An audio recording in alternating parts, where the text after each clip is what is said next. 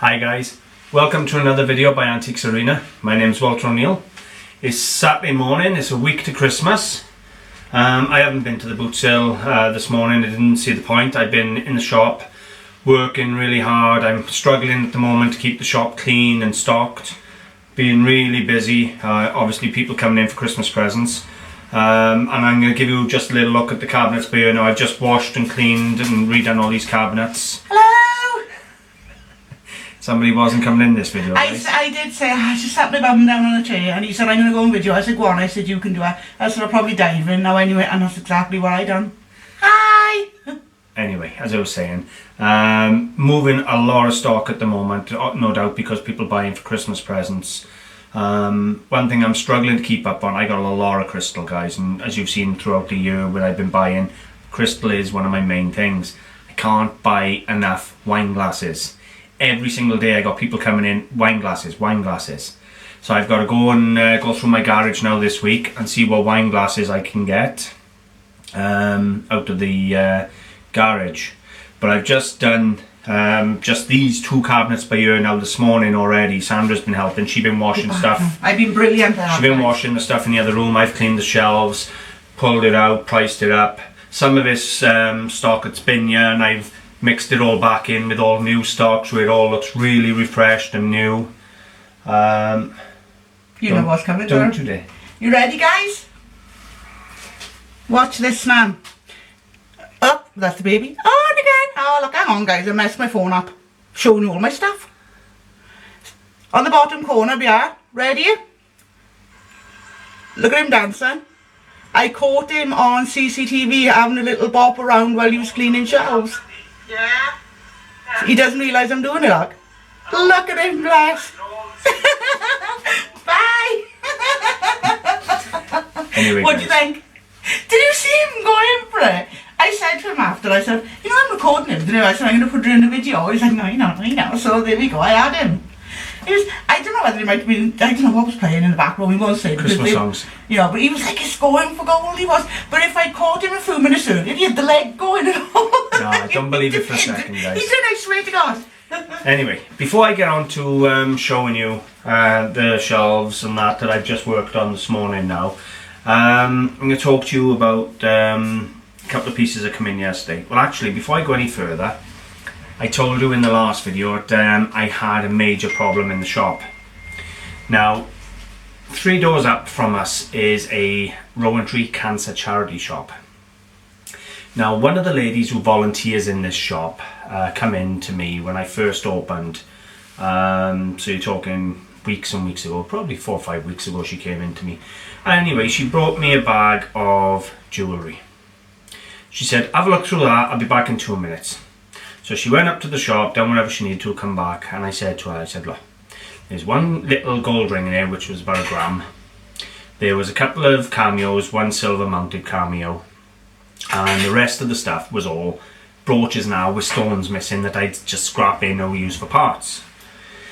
Anyway, I said to her, to me it's worth £30, and I gave her £30. I don't know if I actually done a film on it. I might have done a film on it and told you about it. But anyway, I give her £30 for the job lot. Anyway, she came in a couple of days ago. This is 4 or 5 weeks, whatever it is on now, mind. Came into the shop, started off, that bag of jewellery I sold you, it had stuff in it that shouldn't have been in it and this and that. And I said, well, I'm sorry, love, I've already sold enough all of it down in Cardiff. And she instantly starts shouting at me, what are you doing selling it on? You told me it was all rubbish in the bag. And firstly, I wouldn't have given her £30 for the bag full if I couldn't move it on. I was open and honest, yeah, a lot of it was broken, but I still move it on for parts.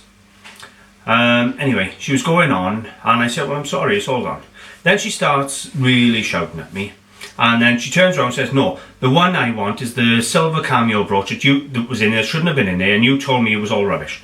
Now, I'd already told her that there was a couple of cameos in there in the ring, that's what I was buying the bag for.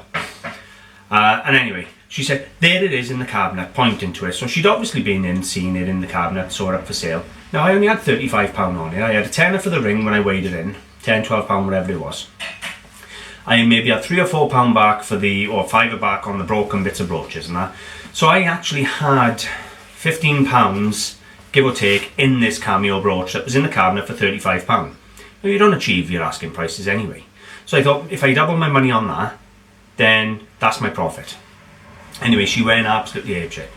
Asked me to give it to her out the cabinet, so I give it to her. Then she starts screaming at me in front of my customers how I ripped her off, told her the bag was all full of rubbish and that. And I turned around and said, look, stop going on, just get the brooch, get out of my shop. And threw her out the shop because she was going apeshit in front of my customers. As she's walking out, screaming out, walking through the door, how much of a crook I am, ripping people off. Shocking or what, guys? So she's banned anyway, to say the least. Sandra put a status up by her on Facebook, as she does, because she was mortified of the way this woman acted, and she went straight back down to the shop. Rowan Tree. Now, how true it was, I don't know, but we've since been told she's buying the stuff off the shelf in the shop and selling it on eBay. So I've now asked one of the people who was in here to find her eBay name, and if I do find out she's buying it out of the shop, it doesn't make the flow, she's buying it out the shop and put it on eBay, I'm actually going to report her to Rowan Tree Cancer because of all the trouble she's caused me. And not only that, that's stealing from Rowan Tree anyway. Now, if they're valuing the stuff and putting it out at a price, and someone, member of public, goes in, a dealer like us, buys it and sells it on, fine, it's open to the public. But if they're intentionally undervaluing it to sell it on, then I will report her. Now, Ruth come in, who runs the charity shop, and asked us to take it down because the charity shop does do good work for the area, and said that the woman was no representation or nothing to do with the charity shop. She just volunteers there. So Sandra kindly took the status down. True British. So that's where we're at with that. So I did have a bit of a nightmare with that, and to the point that I've said temporarily no more buying over the counter until I work out how I'm going to protect myself from people doing this, coming in, screaming the place down. Now I know whatever was in that bag, when I told her a price, as far as I'm concerned, she accepted it, should have been mine. Didn't need it, guys. She was going ape in the shop. It wasn't worth it for the brooch. So she walked out with that brooch. Didn't offer me any money back towards it, mind. So I'm £15 down on the deal. He was actually robbed, wasn't he, guys? They walked in here and may as well have said, give me what's in the towel. Because it was a robbery, no matter what way I look. I don't care. I think. Well, either way, it was £15. I'm £15 down on the deal. Didn't even offer to compensate me and say, well, look, the brooch really shouldn't have been in the bag. Let me give you something back for the brooch and give me the brooch. But no, she instantly went aggressive. Very nasty piece of work that woman was. I won't name and shame, and I don't want the hassle. But what a nasty woman. Even to the point of threatening me with her son. In front of my customers now, mind. Threatening to have her son come down and deal with me. So, yeah. What can I say? Anyway, enough negative. It's shocking you do have negatives in the shop. Did you see the Christmas dance? He didn't want me to do it, bless his little heart. Hello. Anyway, moving away from that, because I hate being negative, but I did want you to understand it isn't all fun and games, yet I have had issues I've had to deal with. A dealer friend of mine came in yesterday and he showed me a couple of glasses. I'm gonna go and have a drink of tea, guys. Showed me a couple of glasses that he'd had. First of which is this blue soda glass wine goblet. Now, it's hand blown. Looking at it, it's 19th century Victorian. Nice snap pontle, wonderful styrations all the way around. It is soda glass, so it won't ping much. What can I say? It's, in my opinion, quite an early glass. But the soda started reacting through age. It started pitting all over the body, the foot, the stem, inside, outside. So soda glass can start pitting and reacting due to the mixture of the glass with age. So I do believe this is quite an early glass.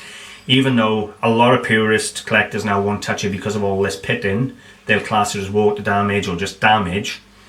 I still think that is a beautiful goblet. Now, will I have it repaired? Probably not, because if I have it acid dipped to have it cleaned, as far as I'm concerned, you're taking away the purity of the item. Soda crystal sometimes did go this way with age. A lot of the early soda crystal glass, or soda glass rather, because it started in 1675, if I believe, somewhere thereabouts, with the soda crystal. Then, you know, it's part of the aging process. So I haven't decided what to do with this beautiful goblet yet. He sold it on eBay for £75. and when they saw the soda had reacted and it was all pitted and crystallized, they didn't want to know. Now to me, that's part of the charm of this beautiful piece. So I bought this one, and I bought another which I'm about to show you. Now this one here It's my favourite. is what he sold me. Now, when he sold it to me, I thought, yeah, 19th century. He feels celery vase.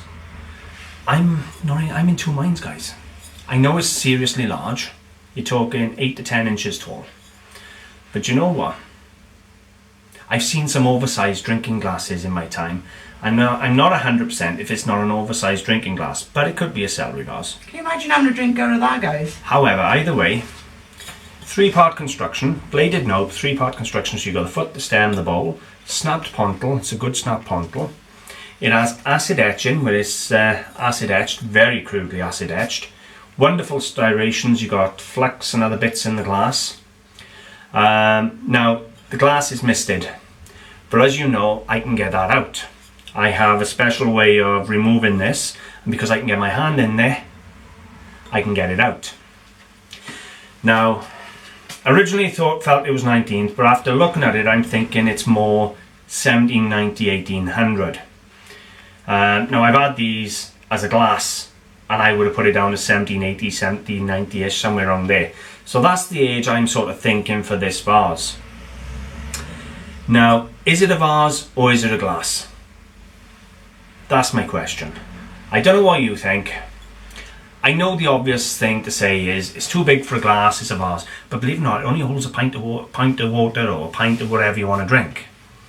Now I've seen some really tall Magnum glasses, Georgian glasses that are oversized. So give me your opinion anyway. This misting will be gone, and I'll show you the glass when I get a misting out of it now in a week or two. And you'll see it beautifully up for sale if I don't end up keeping it. I may end up keeping this. It's absolutely gorgeous. It's got the age, it's got the quality. I love the crude engraving or etching. It's just a nice piece, no chips, no cracks. That misting doesn't worry me at all. I can get that out. Bit of work and I'll get that gone. So let me know what you think. If you think it's a celery vase, then I'll go with the majority. But I would like your opinion. But either way, it is of the period. It's certainly late Georgian. I'd go certainly Georgian, not Victorian. Really nice, strong snap pontle. You know, you've got that nice line across there where they use the tool to snap it off. Everything's really nice. Loads of wear. Got the shape, everything. It's right. It's got the age, guys. My question is it a glass or is it a vase? That is my question. I think it's a glass. I'm hoping it's a glass. I think it looks like a glass. I am really hoping it's a glass. Now, when you consider, you know, you might think it's tall, but there's an early goblet. You know, there's not a lot of difference in the size. So, put the feet together. So, could be glass, could be vase. Let's see what you think. Anyway, will you talk those with me, please? Of course I will. Remember. I'm going to give you a little look now, guys, of the shelves. They look absolutely beautiful. Really bright, clean, and interesting. So I'm going to give you a look at them now and see what you think. Okay, so as you can see, crystal and, well, lots of glass out here now. I'm doing so well with the glass a minute. This beautiful Art Deco one is stunning. Look at the colour on that, guys. Colour on that. So I'm trying to have some really nice unusual pieces. Obviously some of this is old stock mixed in. There's a lot of new stock as well. A lot of things changing, moving around. Look at that, look how that looks. Looks beautiful. It's not all new stock as I've said, but there's a lot of new mixed in here. And it's just the balance really looks right. Do you know, I'm surprised. I've had this in here since the day I opened. I can't believe it's still there. It's advertising. It's beautifully etched. Can't believe it. So, there we go.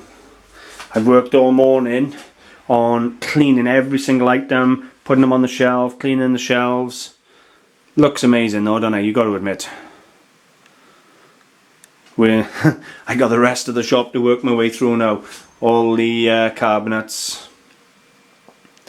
So, sorry guys, battery just died, had to change it. I don't know where to cut out, so as I was saying, the obvious thing with this vase is to think it had an internal flow, it had a crack, temperature changes caused it to just split apart. Now, that vase was an inch thick, guys, or half inch to an inch thick. It wasn't thin. It was a big, thick, heavy, chunky vase. I could have hit you with hammer and it wouldn't have gone that bad, to be honest with you. But we've all had pieces, you know, where we take them out in the boot sales and the frost gets to them and they'll shatter in the frost and things like that. I understand that, but we're talking that's been accustomed to the temperature of the shop for weeks now. It was just really strange, and it happened when I went in the church and all. It was shocking. It was just a bit of fun. Go and watch the video, guys. You won't believe it. And some of you were actually saying about some of the stories where you've had stock just decide to give up. Just give up on life with it. I don't want to be a vase no more. I want to be recycled.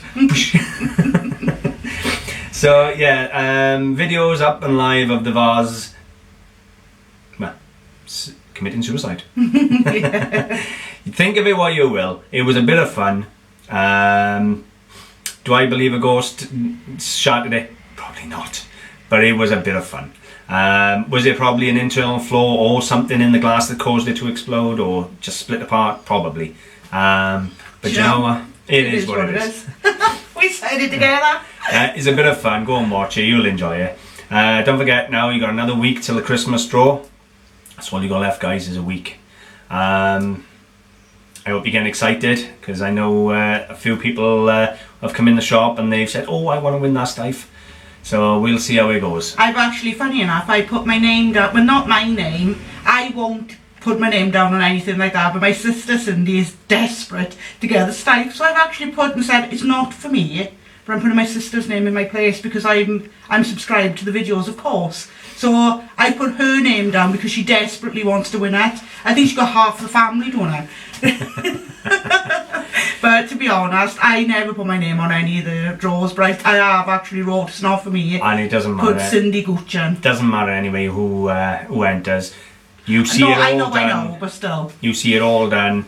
There's no fixing. All the competition, guys, is 100% free for you. And the names go in a Google program on the screen. You see it all from start to finish. No cutting, no editing. Actually, I think it's all there. Is mine. And you see Google draw the name. So it's nice and easy and open and honest for you to see it all. Whoever wins, wins. I'm very easy. I only give these things away as my way of saying thank you for watching my channel. And I do appreciate it. I am grateful. It doesn't look like I'm going to make my 1,000 subscribers, guys, by January, so my daughter's going to be jumping up and down. It's already gone, Lorna.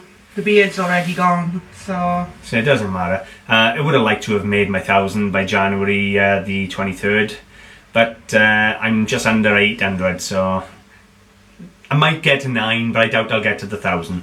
However, if you've enjoyed the film today, guys, I would appreciate a like and a share. If you're new to the channel, please subscribe and leave a comment to let me know you're subscribed. You'll find me on Facebook. I have a page and a group, Antiques Arena. You'll find me on my own website, antiquesarena.co.uk or antiquesarena.com. Or you can come and visit us at the shop, Antiques Arena, 78 Oxford Street, Mountain Ash, Charlie Foxtrot 45 3 Hotel Bravo. Thanks for watching, guys. Anything you want to add? no. Bye for now. Bye.